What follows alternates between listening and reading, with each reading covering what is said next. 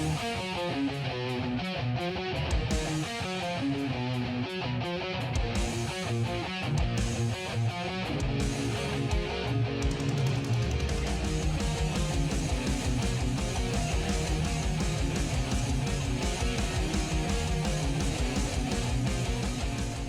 what's up guys? Bajheera here, bringing you another gym video once again. Now, I told you guys I wanted to make these a little bit more often, so thanks for bearing with me on that one. Still training every day live on twitch.tv/Bajheera. It's usually how we start our day. I'd say the gym streams have been starting around 9 a.m. PST, sometimes a little bit later than that, but definitely moving into the summertime.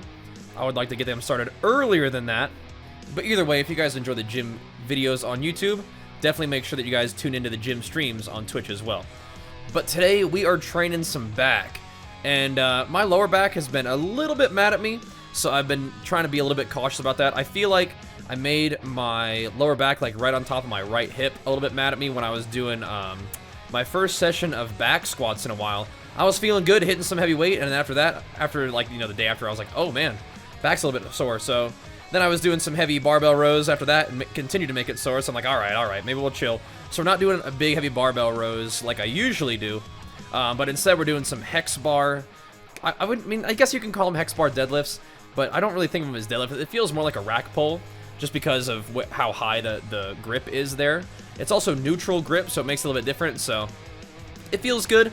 It doesn't really put a lot of pressure on my lower back, but I get to drive with my legs, with hamstrings and glutes, a little bit of quads sometimes.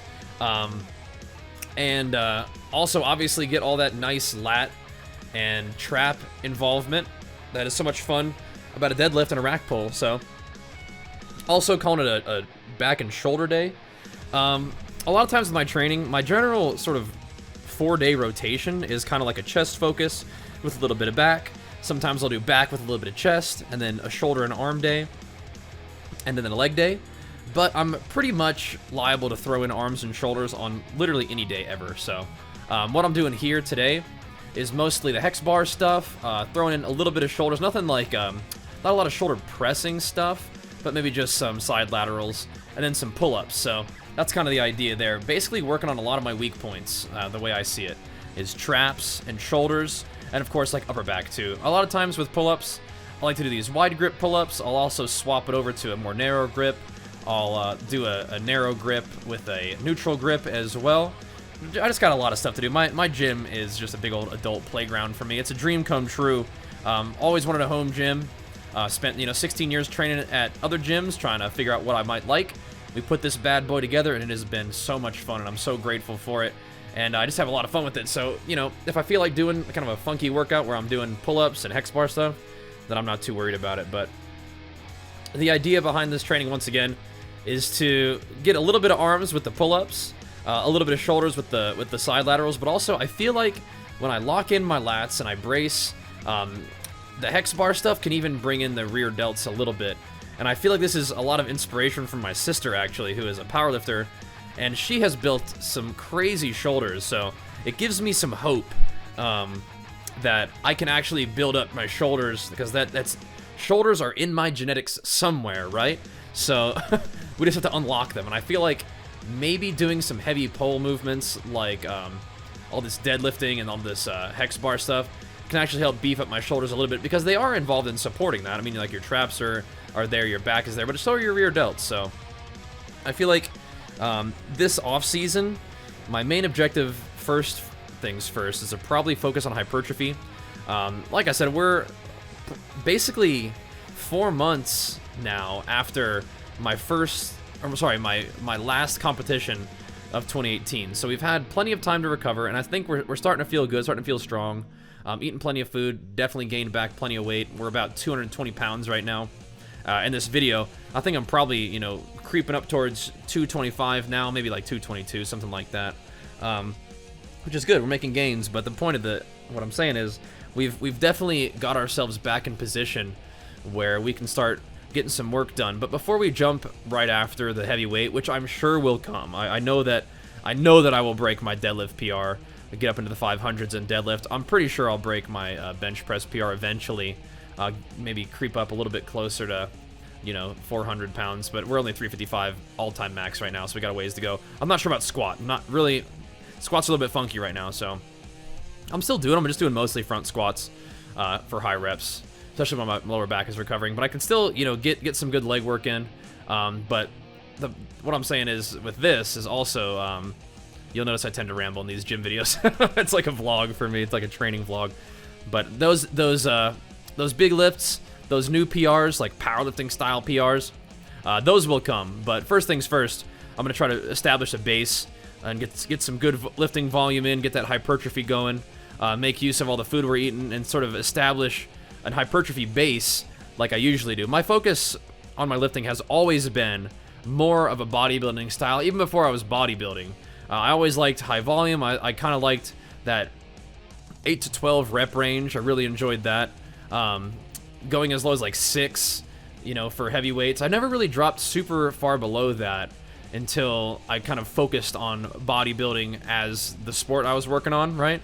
And then of course, over, you know, I guess the 2017 bulk, that's when we started to try to get some strength going, some power moving, and that's when we started to hit all those new PRs. So I'm kind of follow that same plan: is reestablish the hypertrophy, let my you know, weight come back up, let my strength come back up, and then, you know, once we've sort of established that hypertrophy base, and just in case you don't know, hypertrophy is like muscle growth, just to be clear. And I usually do what I mean by hypertrophy is usually higher volume. I always do a ton of sets, but it's not as much of the powerlifting, you know, move as much weight as you can. It's really more about, like, you know, good quality sets with technique, for high reps, high volume, because that's what I enjoy doing. That's how I enjoy training, and that's what I feel like helps me build muscle. So we're gonna establish that base of muscle gains before we start hitting the heavyweight. Maybe over the summertime, maybe even after the summer is over, we can start trying to move some heavyweight, because I think that one of the best ways to build muscle as a natural athlete is just to get really strong. That will help. But first things first, we're gonna let my body get all back in working order. But we're feeling good, and everything's going pretty well. But the idea for me will continue to be, you know, bodybuilding first. But I think it's definitely worthwhile to set your sights on different goals at different times in your training. Plus, honestly, like, always focusing on hypertrophy can kind of get a little bit boring, I feel like, if you're always just doing a whole bunch of reps, whole bunch of sets. And sometimes it is, especially during a bulking phase. It's fun to just move some heavy weight around and see, you know, the results of your extra body mass, of your extra muscle mass. You know, put all that to use while you can. The only downside of lifting the heavy, well, I don't know about the only downside, but one of the main downsides for me of doing like the powerlifting style training is it's a lot easier to get kind of dinged up.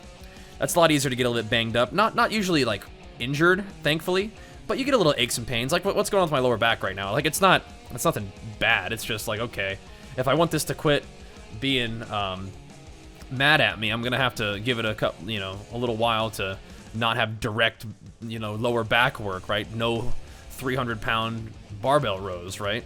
Got to be a little bit careful even on the hex bar stuff. But we were able to go up to this right here is 315. We were able to go up to about 405 on the hex bar. I guess it is worth noting that the hex bar probably weighs 60 pounds and a normal barbell weighs 45. So you can add 15 pounds to whatever I'm saying if you want to. But for me, having spent as much time lifting as I have, if there's 3 plates on both sides, it's 315. It just is what it is. But we got up to 4 plates on the hex bar, and that felt pretty good. Didn't need to go too much heavier than that, though. I'm not sure if I did a lot of shrugs with the hex bar. That's another thing I've been doing, though. A lot of times with these kind of workouts, I will do actual deadlifts, and then we'll hit a bunch of sets of shrugs as well. I think that one of my favorite trap builders, while we're on the topic, that I probably need to get back into are rack pulls. Like a nice high bar rack pull. I mean, like I said, the hex bar feels very similar, but what's nice about the high bar rack pull is you can set the bar using those little like safety bars on my power rack there. You can set the bar like above your knee, so there's like no leg drive really needed, not a whole lot of like posterior chain involvement, and you just pick up the weight, and then all of a sudden there's like 600 pounds pulling down on your traps and your back, and you can just like see the matrix because the weight is so heavy. For me, at least. That's nothing for some people, but for me, holding 500-600 pounds is a lot. And letting that stretch your traps a little bit while you're resisting that stretch, and you're contracting your lats as hard as you can just to hold that weight, that's something I feel like was a big back builder for me during 2017 and onward. So we're gonna have to reincorporate those. I've just been like completely hooked on the hex bar stuff. Jenny got me that for Christmas, and I've pretty much done hex bar stuff like every day. Maybe that contributes to why my lower back is feeling a little bit mad at me, but you know what? Whatever. It's a fun movement, and we'll keep it going. Plus, honestly, it's like a little bit of leg involvement every day. I've been going for walks pretty much every day nowadays too, so that's also really nice, just to kind of get some fresh air. It's not really cardio, but it gets the blood flowing, it gets your legs moving, kind of stretches your legs out a little bit after, well, I guess before sitting down all the rest of the day playing video games on stream. But I like the little bit of hex bar involvement just like a little bit of pushing on my legs too. I mean, like we'll still do, obviously, you know, squats on leg day every couple days, so there's that too. But it just feels good, kind of feels fresh. I like that. I don't tend to, at least right now with my training, get like super specialized. Obviously, like when I'm training back, like I didn't do it this time, but a lot of times when I'm training back, I'll do like chest flies, like cable flies, because I don't usually do cable flies on chest day. So my workouts aren't like hyper specialized, which allows me to kind of get some hex bar stuff. Plus it's cold. This is like, I'm just trying to justify my hex bar addiction, I think. But it's kind of cold still in California when I train early in the morning. And so hex bar is actually one of those things that helps keep your heart rate up, helps keep you warm. So, you know, there's a lot of reasons to involve the hex bar and all this stuff. But I think that rack pull is another one of those things that I should probably start doing again as part of my back training. Just because they're so good for building everything that I want to build. I actually do feel it in my lats quite a bit, you know, when you're driving your lats back to try to keep everything in position. But obviously the main thing is traps for me are always a huge area that I need to progress on. I do think that the hex bar stuff has been really helpful for that, but just doing really heavy rack pulls, finishing off with some shrugs or power shrugs. Basically, I feel like my traps respond really, really well to that weighted stretch. I think traps are good for that anyway. I mean, I've seen a lot of people talking about this, is that when you think about what your traps do structurally, their job is to basically resist your shoulders being ripped out of socket or being ripped apart by picking up heavy stuff, basically, right? That's their job. And just anecdotally, this is something that, I mean, like you can do traps by just shrugging against like a calf raise machine. You know, one of those things where you brace your shoulders against the calf raise machine. That's a pretty decent trap workout. And I'll tell you, the most sore my traps have ever been is the summer before 8th grade. My friends had a pool party, and me and my friends, I mean, there are male and female friends at this party, and you know, we all did chicken fighting, right? So you had a girl on your shoulders, and me and this girl went undefeated, but we also chicken fought other people for like, you know, an hour or something, and my traps were so sore, and it's from having this other human being pushing down on your traps. So that's one of those things to think about when you're training traps, is a weighted stretch is the name of the game. But we have found ourselves at the end of this video. You have successfully made it through all of my training and my rambling, and I suppose we'll just pick this back up in the next video. Thanks for watching, guys. We'll see you next time. Peace!